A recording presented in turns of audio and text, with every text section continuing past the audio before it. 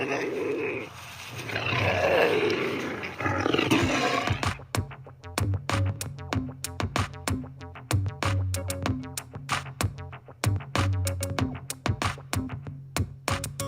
blast off in my time machine.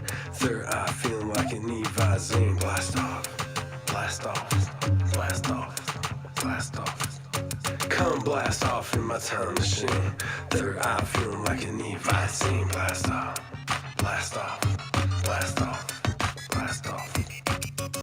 Blast off on another episode of HEROparanormal podcast, broadcasting from the base at La Madre Mountain, just south of Area 51. My name is Ryan, the original outlaw of the airwaves, bringing you an epic episode today. We are delving into, well, one of my favorite people. I have been itching to have a conversation with this gentleman for as long as I can remember, since I started the podcast. It is just awesome that he has agreed to talk to me. He is a real-life Men in Black, in every sense of the word, I believe, in so much as his work with Area 51, as well as his work with the Office of Special Investigations of the Air Force. We are talking about none other than Mr. Richard Doty. A real nice guy, too. Doty admits to having had a hand in leaking classified documents, such as the Majestic 12 dossier.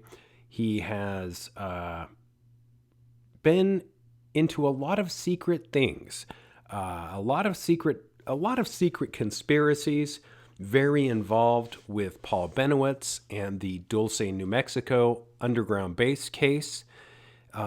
This seems like the kind of thing you would discuss that has something to do with a movie, like some grand, UFO MIB movie. It's a tricky area. It really depends on what side of the fence you're on. And I'm just on the side of this fence of truth. As far as the CIA's Psychological Strategy Board, which was founded after the Second World War to promote U.S. propaganda, many government agencies have had a different story to tell to the masses than what is actually going on. Now, sadly, a lot of people have discarded Richard Doty because, he's come forward and said, yeah, I lied to the public. Well, guess what? This is what government agencies and government officials are paid to do. It's your job, and someone that does their job well is going to do their job well. Richard Doty is really one of those characters who has seen it all. He does believe alien contact has been established, and I'm going to go ahead and ask as many deep questions as I can. If nothing else, we will know more by the time we're done than we know now. A real pleasure to talk to Richard Doty. I'm so excited to talk to him. He's a genuinely nice guy who I appreciate. I appreciate his forthright behavior ever since he was asked to speak at the 2019 Laughlin MegaCon UFO conference. And he's the subject of a lot of controversy. If you haven't seen Mirage Men, he is in that. I believe that's on Netflix. We are going to delve deeply into all kinds of stuff. Office of Special Investigations is, well, far be it from me to have favorites and play favorites, but it is one of my favorite organizations within our government. They deal with a lot of weird happenings, and the way that they relate to the public should not really be held against them, because the public is not always readily available to process this information in a way that ufologists would. And a lot of people don't even believe in UFOs. So we have to really, look at this with broad strokes. It's a complicated matter. He's a very intelligent individual with all the credentials to prove what he is saying, and I think that his voice needs to be heard. So without further ado, Richard Doty, welcome to the HEROparanormal podcast. Can you hear me okay? Yes, I can hear you now. Oh, great. It's such a pleasure to talk to you. I have so many questions, most of which I'm sure you can't answer, and with good reason. But yeah, I have, ever since I initiated my podcast, I have wanted to talk to you. You've been at the top of my list. I really respect, I think that I really respect the work that you did. And the reason I say that is, you've had a lot of influence and connection to the UFO community, but you also worked for the Office of Special Investigations, which I believe exists for a good reason, to defend the nation, protect the Department of the Air Force, and find the truth of a lot of things. And we have to remember that ufology is a large group of people. They're not all great, they're not all bad, but there's a lot of factions. And it's important that, the personnel and resources of the government have some kind of pulse as to what's going on. And that was your job in a lot of ways, wasn't it? Yes, it was. It was. The UFO community is a strange world. You have the true believers. You have the I call them the mild skeptics. You have the hard-nosed skeptics, and then you have some that are just in there for the information. They don't provide much. They just want to listen to what the others are saying.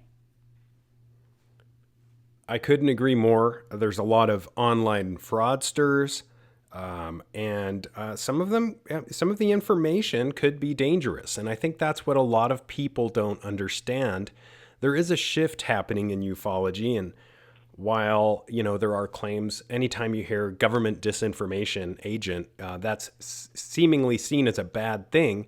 Yet it's a very necessary thing, because some of these secrets about possible extraterrestrials, this can throw the world into a tailspin, and we've seen this in the past with the War of the Worlds radio show coming out, and people literally throwing themselves out of windows. How do you disseminate what information, or at least in your past, how did you disseminate what information was possibly dangerous to the United States of America? Well, first of all, when you talk about the UFO community, you're talking about a wide range, as I mentioned earlier. There's a lot of skeptics, and there's a lot of people within the UFO community are what I just call backstabbers. If I was to say something, or I wrote a book, or you wrote a book, or somebody wrote a book, and it didn't coincide with their book or their information, they're going to criticize you, they're going to downplay you, and they're going to outright, in some instances, try to destroy you. Phil Klass said it best some years ago. Of course, the late Phil Klass was a hard-nosed skeptic. And he said at a UFO convention, "You people do more harm from within than I could ever do from outside." And that's true. You see it today.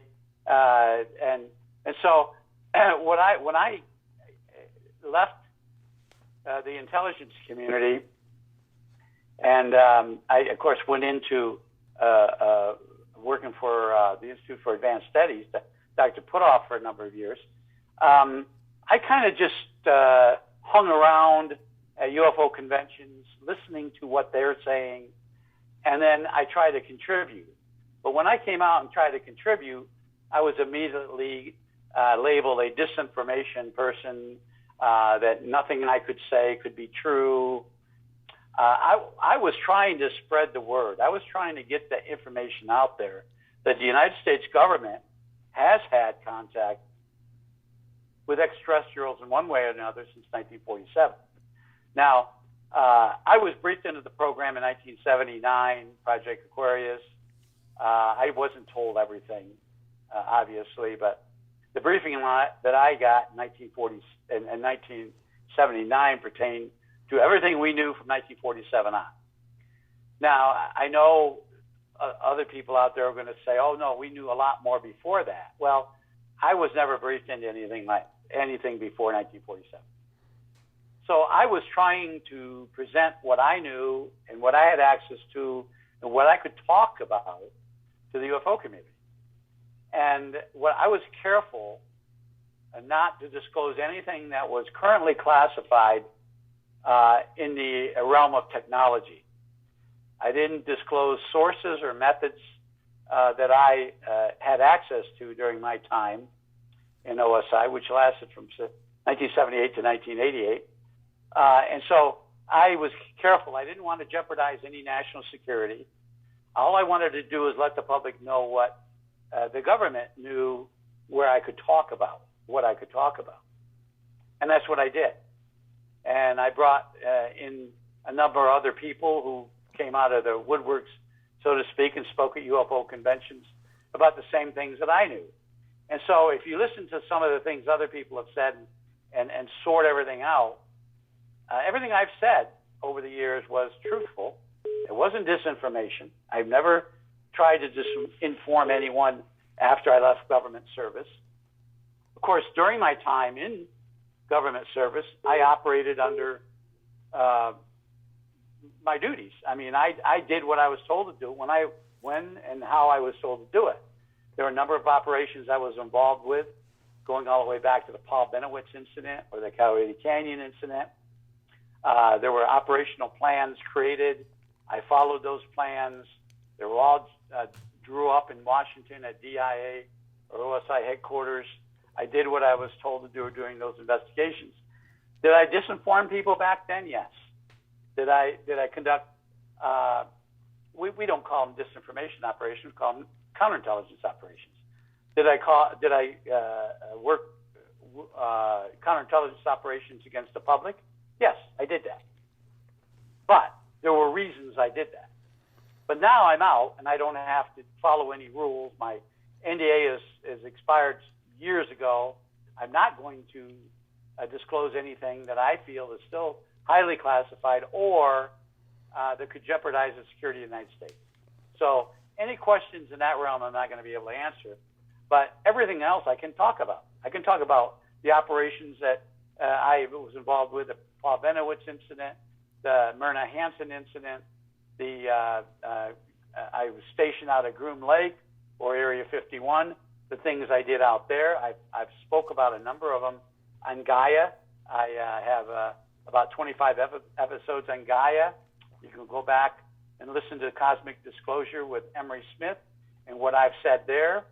Have I since been visited by anybody with the intelligence community? Yes.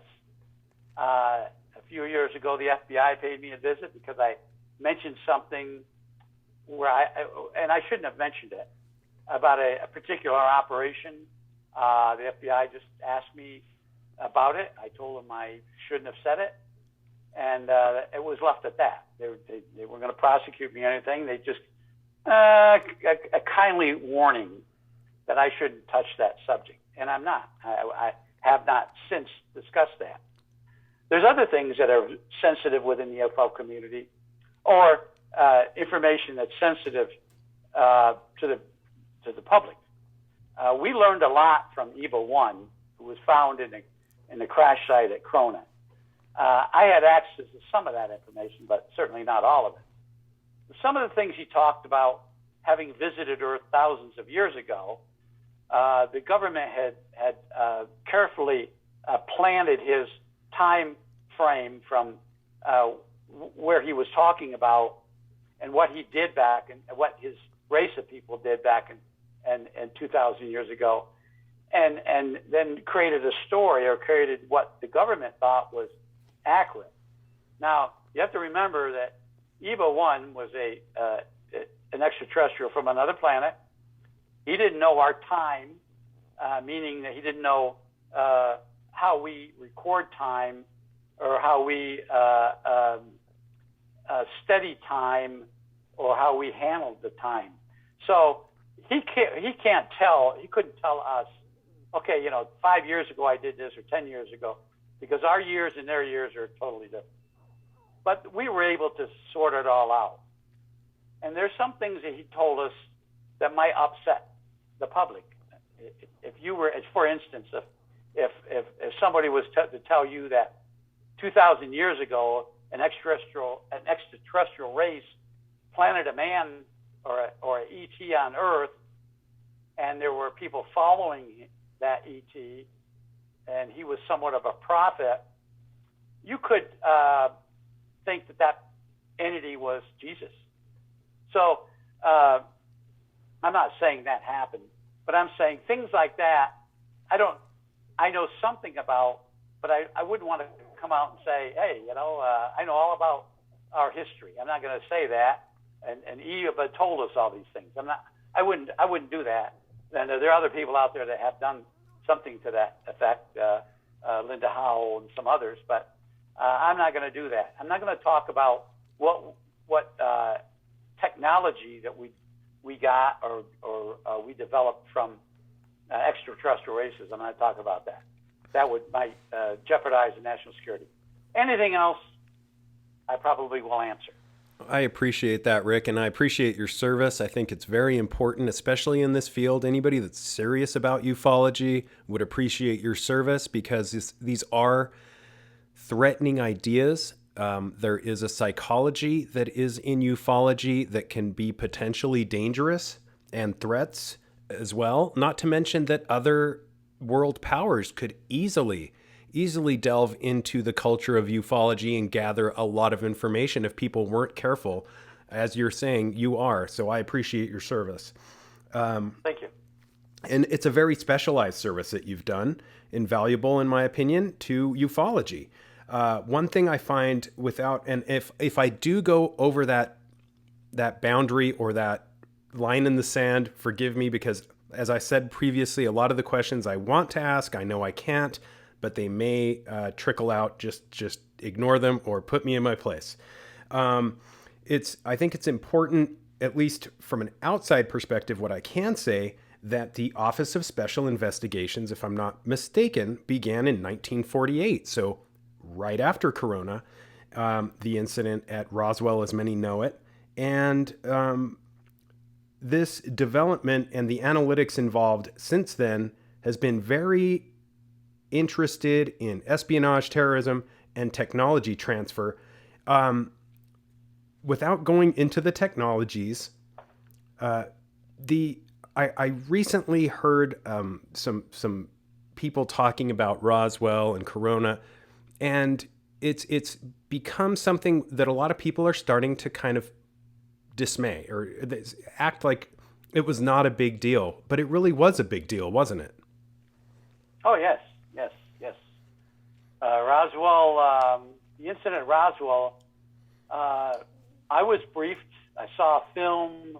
I had an Air Force colonel explain how the United States government became involved with an extraterrestrial by recovering the craft near Corona, New Mexico, the debris trail that was south of there on the Brazil Ranch, the second craft that was found in 1949, the recovery of a live ET, they named it EBE-1.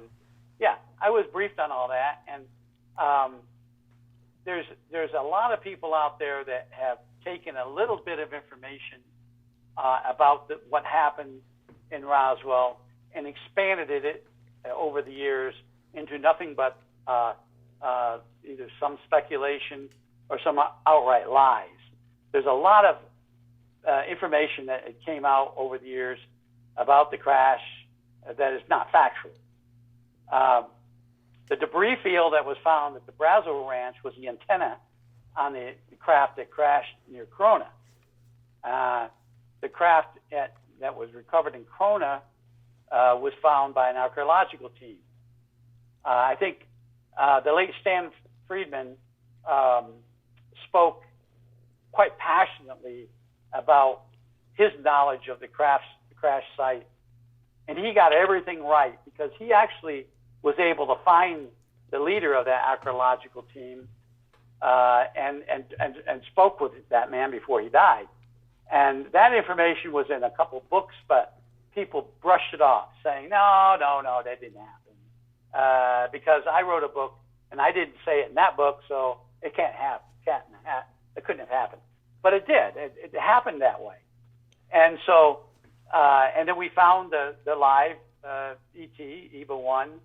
We took him eventually to Los Alamos, where he lived.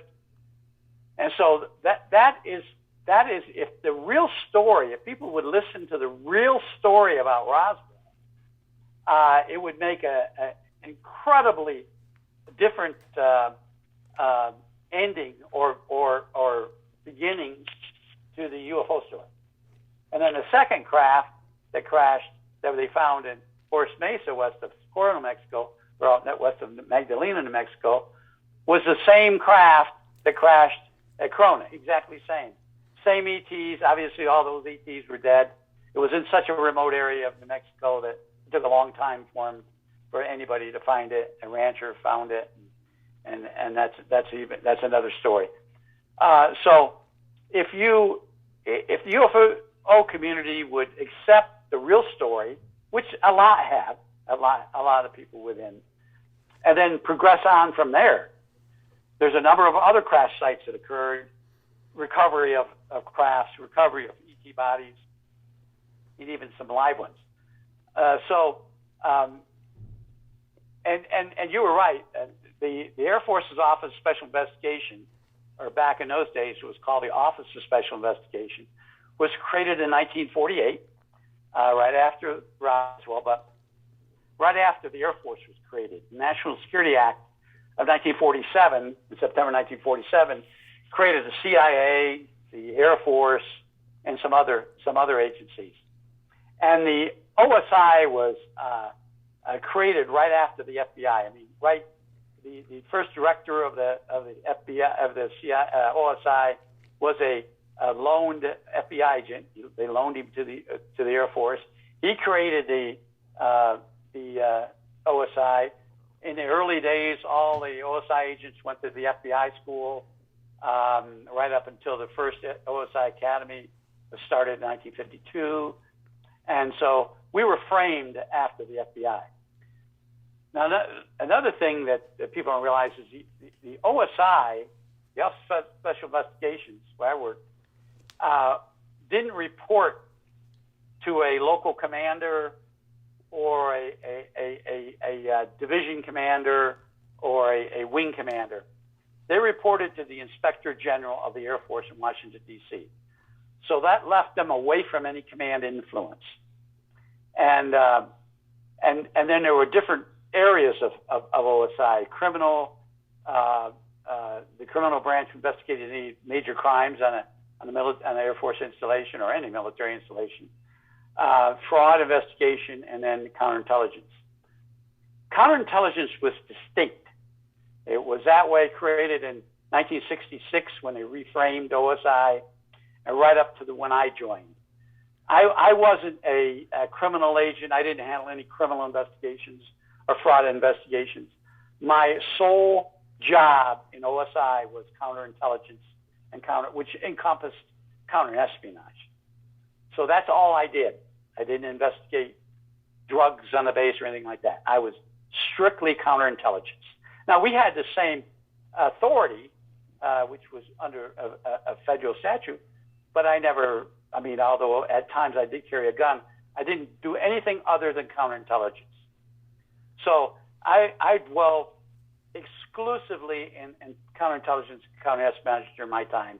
And that's where the duties of investigating UFOs or UAPs it came into my purview is under the counterintelligence duties.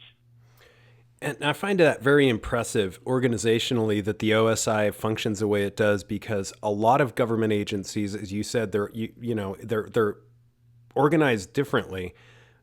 So not only there are more hands in the pot, but it can get murky quicker.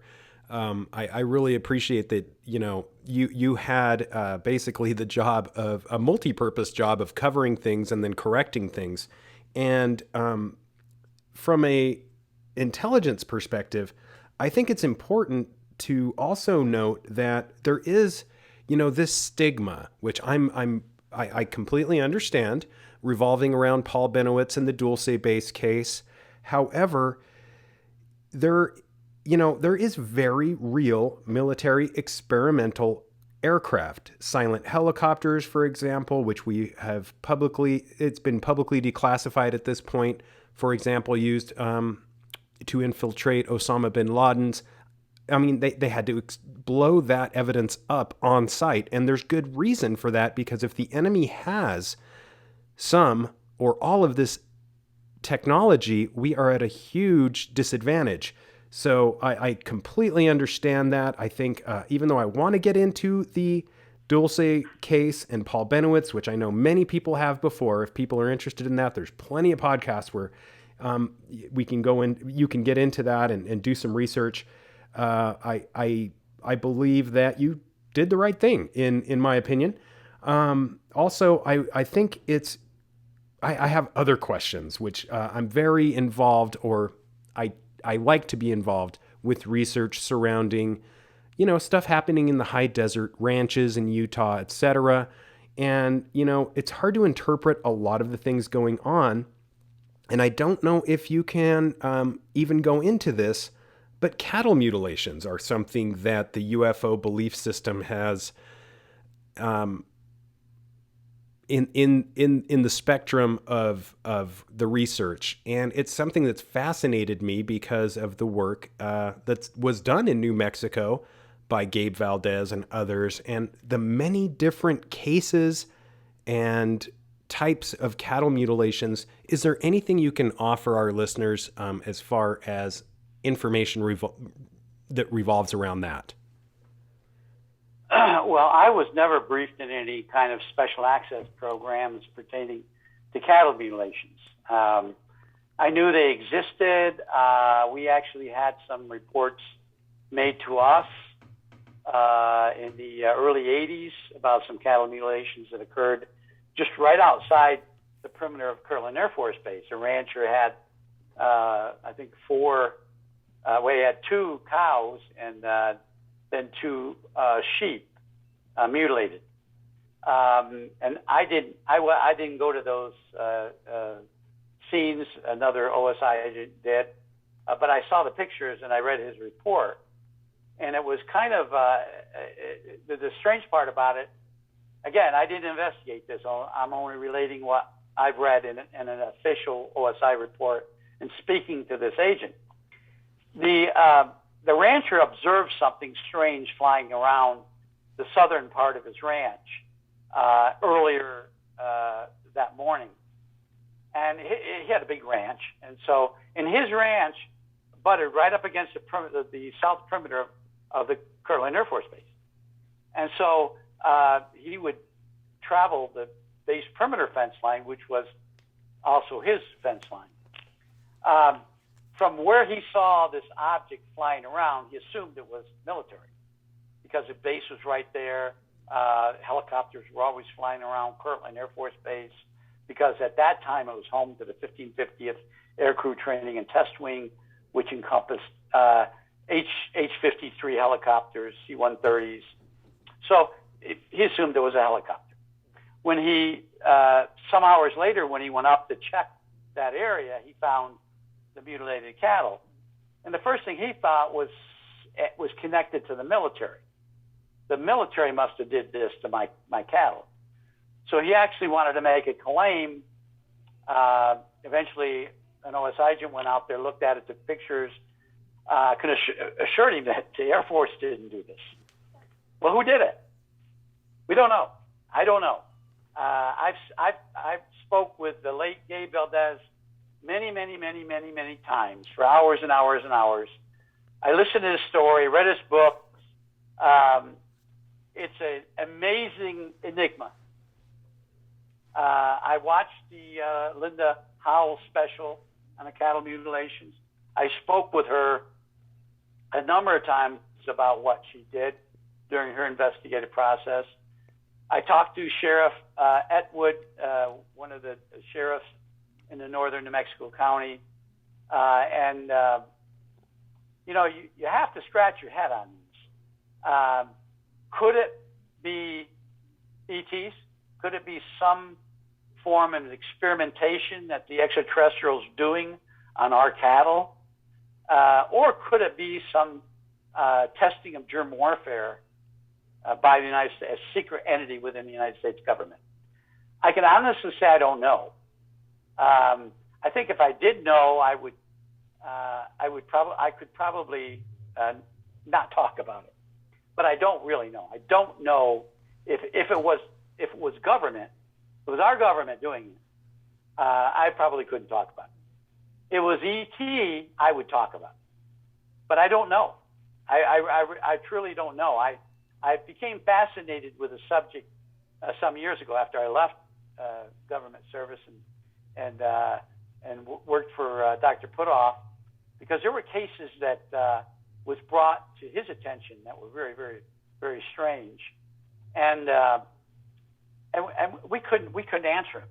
Now you talk about Skinwalker Ranch, the phenomena that occurred out there. When I worked for Dr. Putoff and I worked for him for 12 years, in 1997, we went out there to the ranch on two different occasions. I spent 2 full days, left the third day on one occasion. And we came back and did basically the same thing, 2 days, and the third day in the evening we left. During my time at Skinwalker Ranch, the only phenomena I saw was when you looked at that South Mesa, there were some kind of aura that was appearing. But one of the geologists that was with us told us it was because of the rocks and the minerals, and I'm not a geologist, that were in that mesa. I never saw any skinwalkers. I never saw anything out of the ordinary while I was in those two occasions. So all I can say is there's a lot of things out there that we don't understand. I mean, I mean the scientific community or the public in general. There's so many things that are occurring out there that we just don't understand. Another thing I want to talk about real quickly, you talk about technology, is one of the things that Paul Bennewitz stumbled onto was a United States Air Force highly secret at that time drone program. In 1980, we were experimenting with drones, the Air Force was. We had a counterintelligence program in place to protect that drone program. And back in those days, the drones were somewhat sophisticated, and I couldn't tell you what they were made of or anything like that. But there was always launched from a mother plane. So if you see a plane, Air Force plane, flying around the base or in the area, you see these little drones flying around close to it. And that's what Paul saw. And Paul thought those drones were UFOs. Of course, we made him believe they were, but in fact, they weren't. They were drones. And they were controlled by the mother plane. And that's what Paul stumbled into. Now, jump ahead to 2004, the Nimitz incident, 2019, the Roswell incident, and you put that all together. Nowadays, we have highly advanced drones. Not that I have any knowledge of exactly how they operate, but I tell people this: if you want to see some really strange objects flying around the sky, spend a week or two on the perimeter of Nellis Test and Training Range and watch near Tonopah Air Force Base or near Groom Lake, but any place outside the perimeter, you'll see things flying around there that will bewilder you.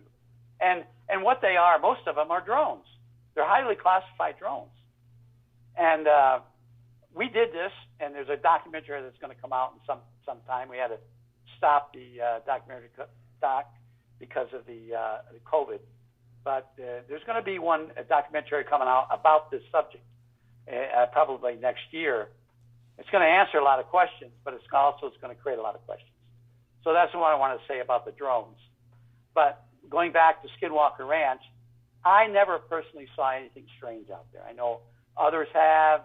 I respect everybody's opinion, but when I was out there, I never saw anything strange. I appreciate that information. And I really respect the work of Hal Puthoff and the work you did with him as well. I had the blessing to hear him, a few years ago at a SSE conference, and it's absolutely mind blowing, as you said, what is coming down the pipe technologically. So a new world is definitely emerging in that arena.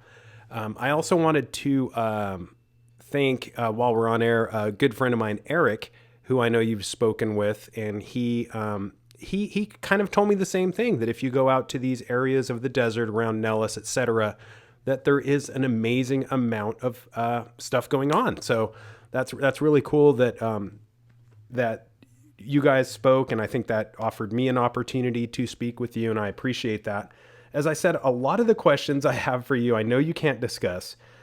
Where do you see ufology going this year and then maybe 2-3 years down the road?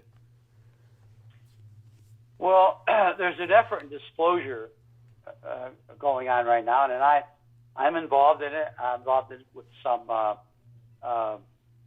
congressmen and in the House side and some senators.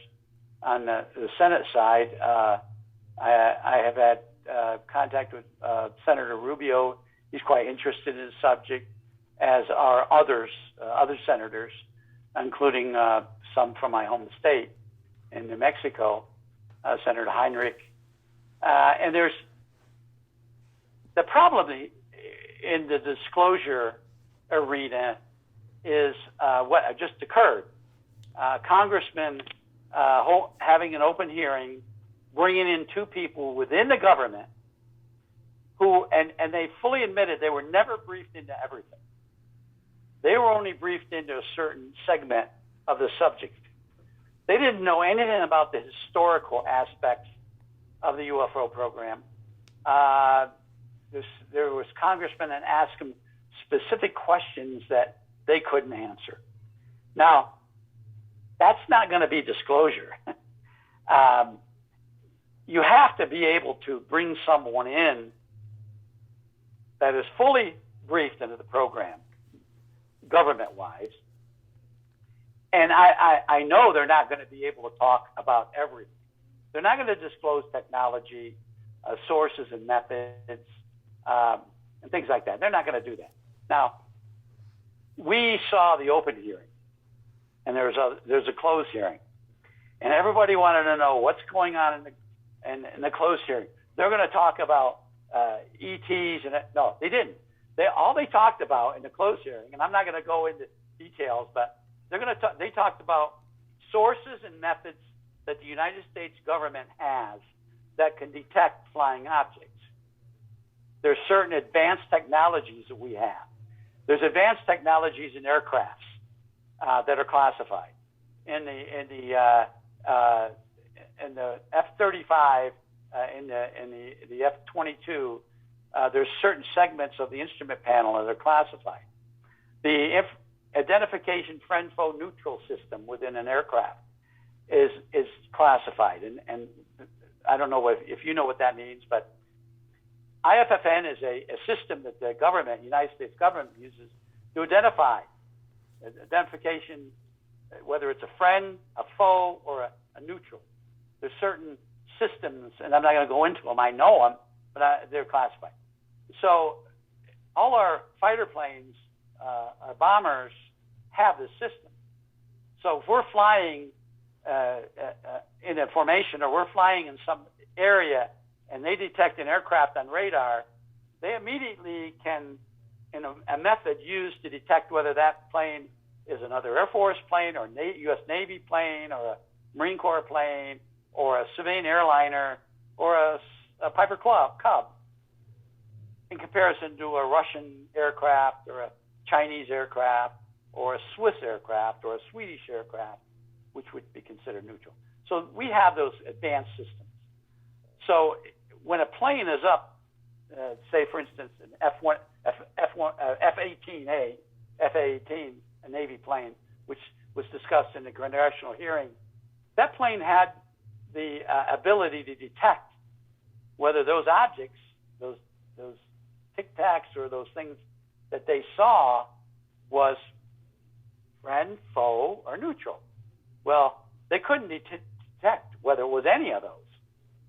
So that meant it was something else. We don't know what it was. Well, I think now somebody came out and said, they were drones, swarm of drones out there that, or another entity within the government's testing and so forth.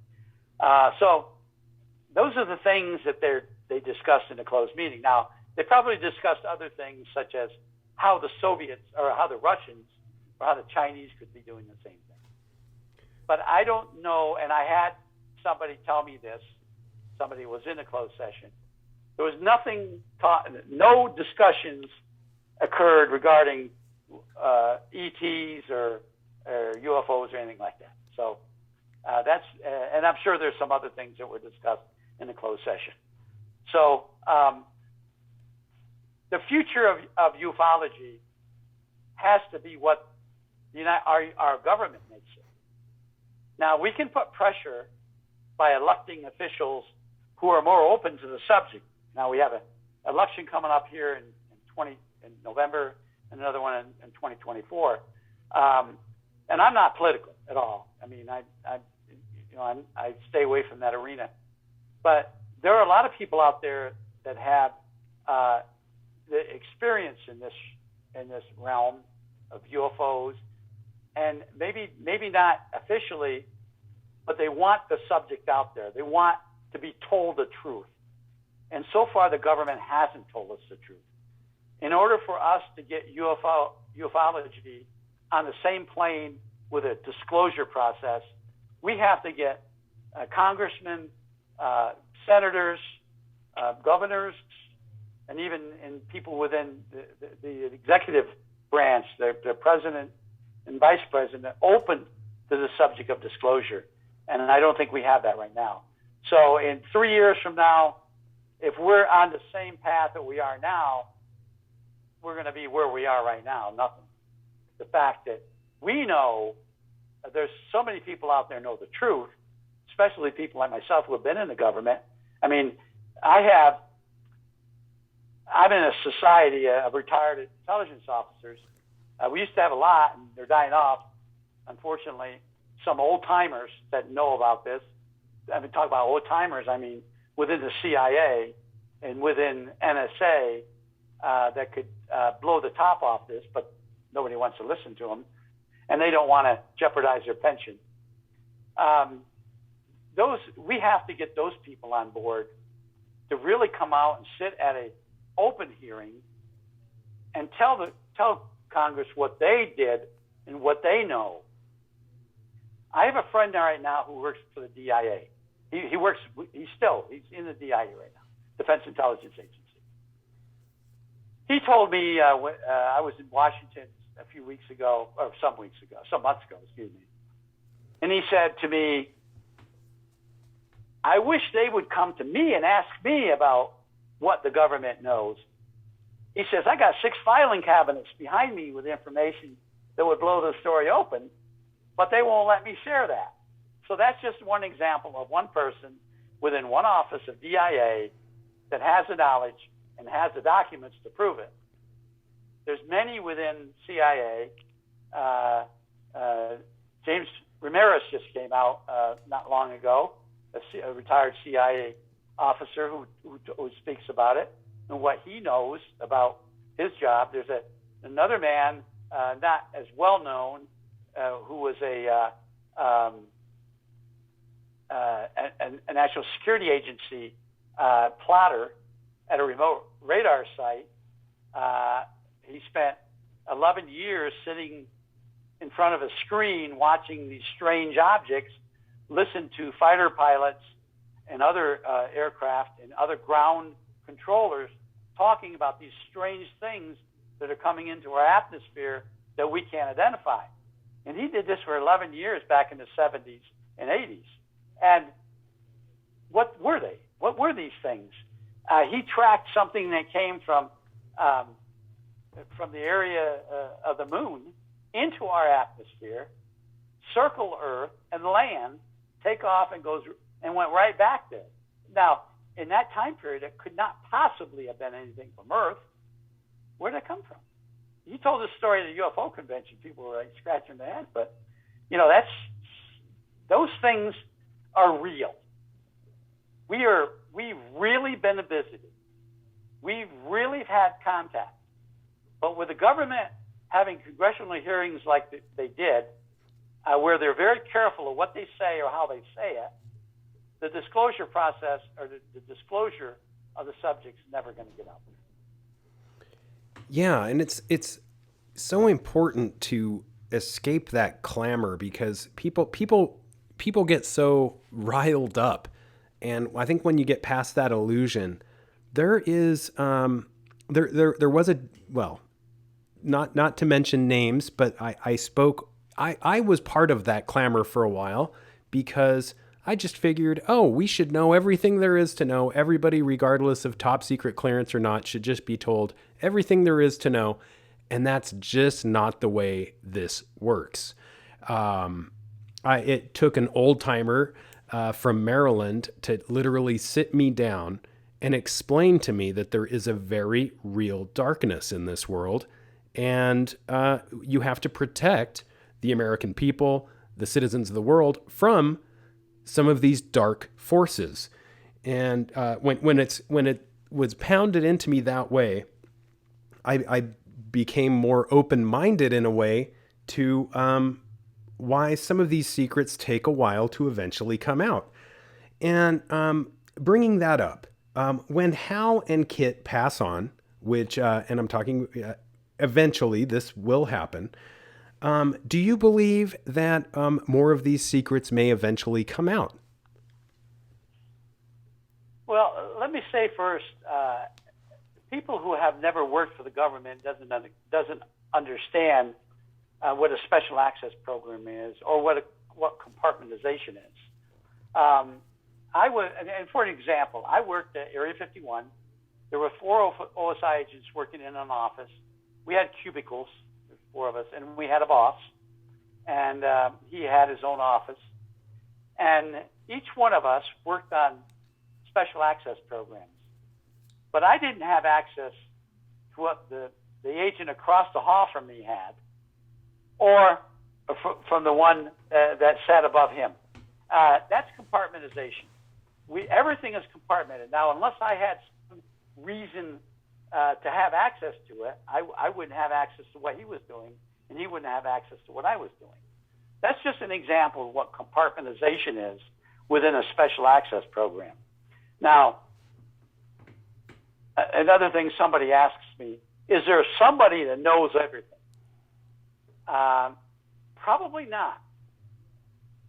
There's segments like of a pie. If you take those pieces out and set them away from that pie, there's no way they're going to connect. Now, if you put them all back in that pie tin, now they're going to be able to talk and connect. But the special access program is very careful to keep those pieces of pie away from the pie tin. So there is a person right now, he's a brigadier general in the United States Air Force. His last name is Abbe, A-B-B-A. Anybody that knows any Arabic knows Abba means truth in Arabic. Anyways, that's his name. He is in charge of all the special access programs. But I dare say he probably doesn't know what every program is. That's just an example. So nobody knows everything. And so therefore, the information, the question you asked is, over the years, can some of this information get out? Absolutely. Because some people don't want to carry it to their deathbeds. I sat in a room, I didn't actually interview them. I sat in a room where a person who had a great deal of knowledge about this subject was dying. He had terminal cancer. It was towards the end of his life. He was able to talk. It was just before he went into a coma and into hospice. But there were 3 people around there with a recorder recording what he was saying. And he worked for the CIA. And I was there probably, maybe I should go into why I was there. But anyways, I listened to him talk. And he told us his knowledge. He told those people, and they recorded it. And the people that were recording this, not all of them were cleared. So that is one way that information is leaked. Of course, the CIA officer that's dying, the executive that's dead now, this is some years ago, he's not alive to explain or confirm anything that person said to reporters or to other people. Slowly it leaks. Now, when Kit Green is a very, very, very good friend of mine for a number of reasons. We worked on a highly classified, highly dangerous counter-espionage operation in Europe, Kit and I. And it was Kit and I. I relied on him, he relied on me. And so we developed a friendship that was everlasting. And as of today, I talk to him, not daily, but anytime I need to, I call him or we chat on a Signal, which is a secure system on the internet. Hal is the same way. Hal's a very, very good friend of mine. I don't have as much contact with Hal as I did before, but during the 12 years I worked with him, he worked in DARPA on DARPA operations. I had a security clearance. I worked on a lot of things that I can't ever talk about because it's proprietary or it's highly classified. Does it have to do with UFOs? Yes. That's about all I can say. So when they pass away, I hate to think the time they do, I think that there's probably some of that information that's going to be leaked out. Thanks for answering that. That's a big deal. Yeah, because they are brilliant minds as well as all the work you've done. A question that I wanted to ask you is, Lou Elizondo, there's a shift happening, a lot going on with the TTSA. What do you believe the real purpose of the TTSA is, and maybe how is Lou Elizondo's role today different from your role in the past regarding UFO, UAP related content? Well, I know Lou. I've spoken with Lou. I have no idea what he did. I mean, there's a lot of conjecture about what he did, what he was in charge with, and what he wasn't. There's a big YouTube video now that just came out that said, he didn't do what he claimed he'd done. I don't know. I'm not going to get into all that. Mm-hmm. Lou has a lot of knowledge about what happened and what he did during his time. He knows a lot of things about the subject matter that I know. He knows he was briefed into a program, not the same program I was briefed into, but he was briefed into a program that pertained to the same subject that I was briefed into. So I think he has an agenda. His group has an agenda. They were more involved with the setting up this congressional hearing than my group was. We worked somewhat together, but not real closely. I think we're going to be more closely aligned to the Senate hearings, which will come up later this year, than the congressional hearings. I think we're more involved with that. And I don't know if it's going to be any different. I don't know who the government's going to put up there. But Lou is he's a crusader. Everything that he did outside the or ATIP, everything that he did as an Army officer, warrant officer, his role in Afghanistan and Iraq has been thoroughly vetted, and everything he said is absolutely true. I thank him for the service to the country. He saw combat. I certainly never saw combat in my time. I was in some various situations, but never combat, anything like that. So I thank him for his service. He's a dedicated person. But I don't know, I can't get in his mind. I don't know what he did and what he didn't do. I hear people badmouth him all the time. if I don't know something about somebody personally, I'm not going to, discuss or align myself with somebody that is saying bad things or even good things. So I think Lou has an agenda. His group has an agenda. I wish him the best of luck in it. I don't know his real place within ATEP. I mean, there's other things, the advanced technology area of ATIP, which apparently was the real reason that ATIP got started. I've heard it from an Air Force colonel who is now aligned with our group, who told me ATIP was a cover, and he directed me to something pertaining to the late Senator Harry Reid. And I wish I could go into that right now, but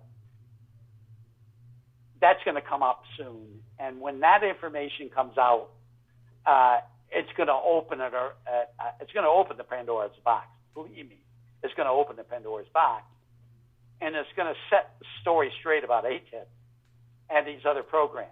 And it's also going to bring up another program that has never been mentioned yet. So it's going to happen. I can't talk about it now because I think it's still classified, but it's going to happen.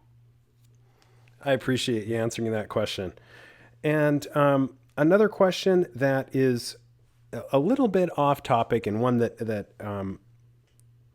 it mesmerizes many in the UFO community, I know we're wrapping up here, is if Charles Hall really did see the tall whites at Nellis in the 60s, and whether or not you're able to comment if that story could be true.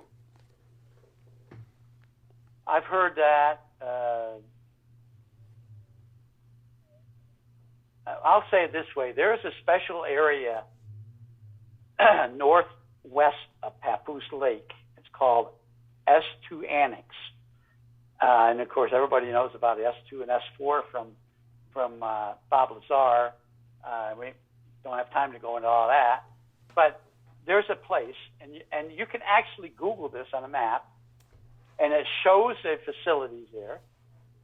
And what was that facility? Well, according to now, I was never briefed into this program. Let me preface.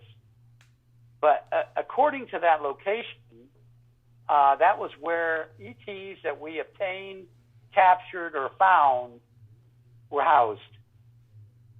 And how many ETs did we have? We probably had a good number. And again, there's a whole story behind this I don't have time to go into, but the reason that was remote, one of the things that people don't realize is if we had ETs coming from different star systems, they all were biologically different than the other. So they breathed different atmospheres, they had to be cared for differently, and so that's why they had that facility. Anyways, and I can email that to you, picture when we get off. But I believe Hall's story. Now I don't know. I was just a kid back in the '60s, so I can't talk about what he saw. But I know people that were there during the '60s. One being Gene Lakes, one being Paul McGovern. Their names are prominent within with Area 51. George Knapp, George Norrie's interviewed him. They were in fact there. These guys, and they confirmed a lot of what Hall said. Not everything he says, but a lot of what he said. The only problem with what Hall said and what McGovern said is that the description of the ETs. Hall describes them as tall whites. Paul McGovern described them as something different than tall whites. And that's really all I know. I mean, all I can say is it coincides with a lot of information I know. Great answer. And you're answering many questions for me. I appreciate that. The other question I have is sort of a strange one. The ufology world seems to have a very short attention span. And you have have kind of weathered the storm. You've been in this for a long time. And my question is, this is probably crossing the line a little bit. Some things, as far as disclosure, what areas of ufology or the ET related subject matter do you feel are better left secret, and why? Any technology, advanced technologies that we obtain from extraterrestrials, flight technologies, avionics technologies, weapon systems, antimatter systems, pulse energy systems. I think that stuff needs to be classified in special access programs and stay there. They should never be disclosed. They would jeopardize national security. Can you imagine if Putin could get a hold of what we knew about this subject matter, or China, or some other enemy, North Korea? So no, that area has to be left alone. But just the mere fact that we've been visited, that's not classified. I mean, there's millions and millions of people have had contact in one way or another and know that that's truthful. There's thousands of people that work for the government and had access and knows it's truthful. So the government keeping that from us is ridiculous. But technology, advanced technology, things like that. Recently, somebody disclosed some things on the internet, which about Spartan, Project Spartan, and Project Zeus, which if that all that information about technology got out, that would jeopardize our national security. So I wouldn't be for any of that.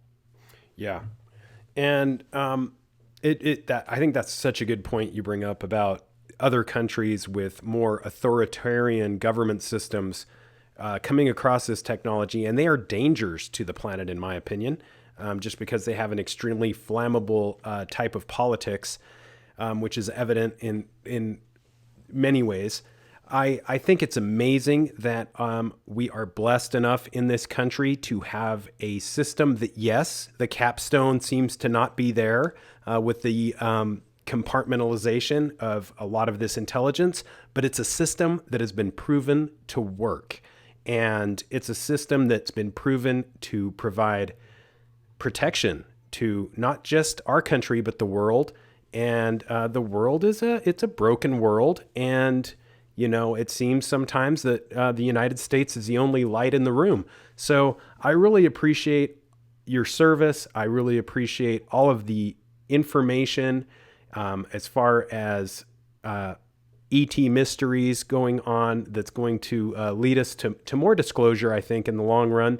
You're definitely taking the high road where everything is concerned. And I can't thank you enough for coming on the podcast, Rick. Where can listeners keep up with your work? As you said, you've been doing quite a bit of work that's going to be coming out, paused due to COVID. Where can they keep up with you and support your efforts? I work for Gaia, and I suggest that viewers sign on to Gaia and watch my programming on Cosmic Disclosure.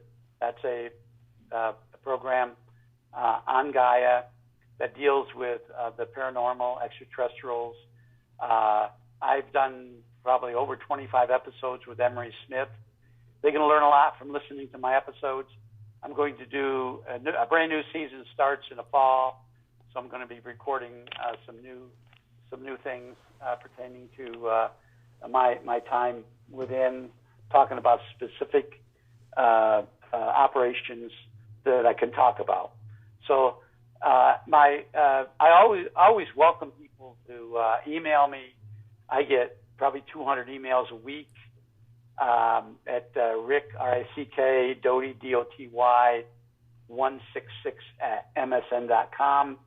I do get a lot of critic. I get a lot of trash, but as long as it doesn't trash me, if they ask legitimate questions, I'll answer them. But again, I get quite a few, so it might take a while to respond. but I try to respond to everyone, even the critics. If it's non-profanity laced and which I get a lot of those too. Well, not so much now as I did before, but there's going to be some movies coming out, documentaries coming out, 2 docs and 2 fictional movies that we filmed out in Nevada. We actually, one of the movies, and there's a lot left to be filmed. I can't go into great detail on it yet. We actually filmed within Nellis Test and Training Range. We were allowed. Now, we didn't go into Area 51. We were a few miles in, away from the cantonment area of Area 51. But we were actually filming on Area 51. We did that for like 3 days, 3.5 days. And so those will be coming out probably next year. We got to finish filming, but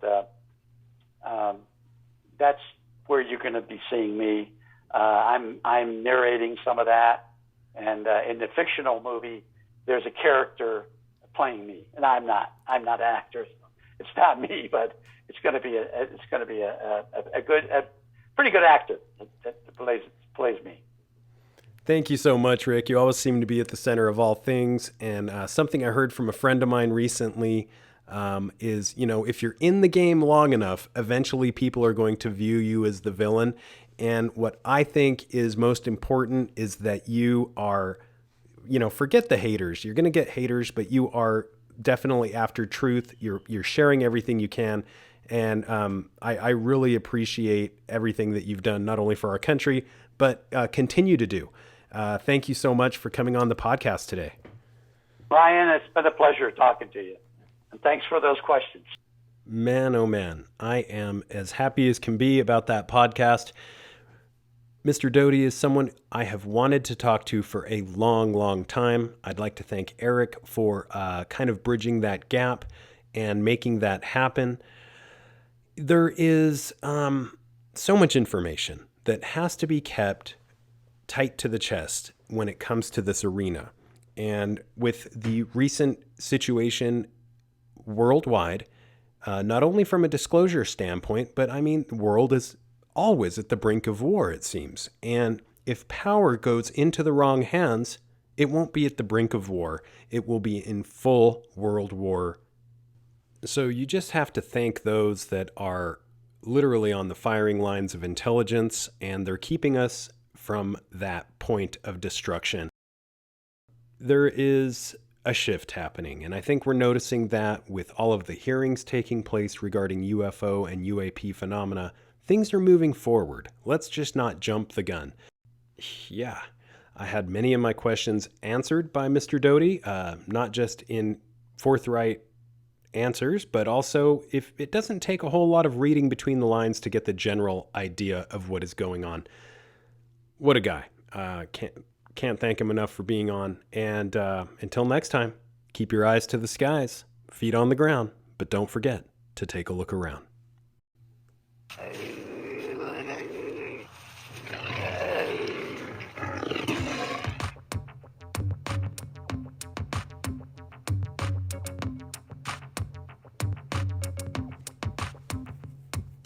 Come blast off in my time machine. Third eye feeling like an EBEs. Blast off, blast off, blast off, blast off. Come blast off in my time machine. Third eye feeling like an EBEs. Blast off, blast off.